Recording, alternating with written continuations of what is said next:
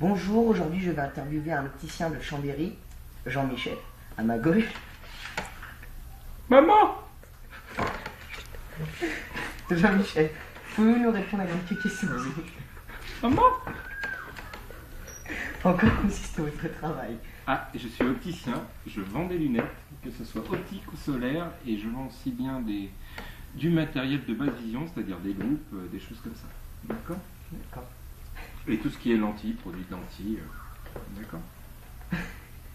Comment faites-vous pour déterminer, pour choisir la paire de lunettes qu'il faut pour un client? Déjà, on regarde son ordonnance, et après on regarde son look, son envie, sa motivation, par rapport aux lunettes qu'il veut. Que privilégiez-vous dans l'étape d'une vente? La confiance. D'accord.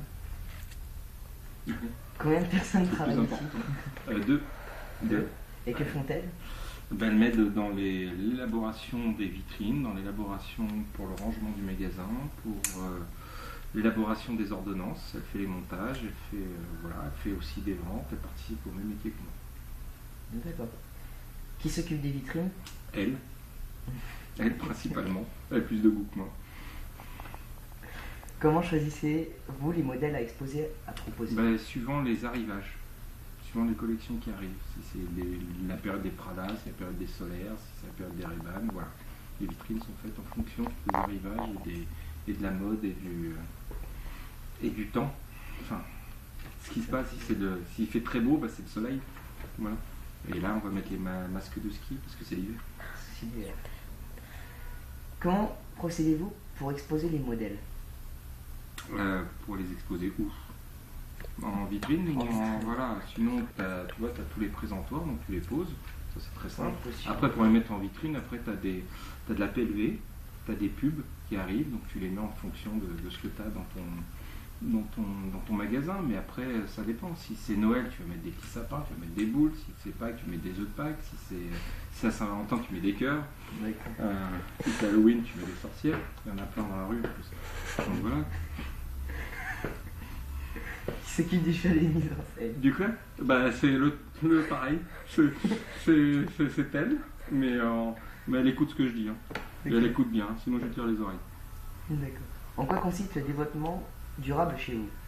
Le développement durable, alors je sais pas par quoi tu entends le développement durable, à part utiliser les poubelles, le tri sélectif des poubelles, sélectionner, enfin, tu sais, quand il y a l'eau, moi je fais des montages où il y a. Quoi, quand il y a l'eau? Non, mais tu sais, quand tu fais les montages, tu as de l'eau qui s'évacue. Et les eaux, il faut pas l'évacuer avec toutes les saloperies qu'il y a dedans, quoi. Donc il faut bien faire un partage. Et voilà. Après, il n'y a pas des montures qui sont bien adaptées au développement durable. Il y en a qui sont faits en corne et d'autres qui sont faites en bois, mais on les utilise pas parce que c'est trop cher. D'accord, ok. Y a-t-il des modèles avec des matières recyclées? C'est ce que je viens de te dire. Ah bon. Voilà, c'est bien. Double question.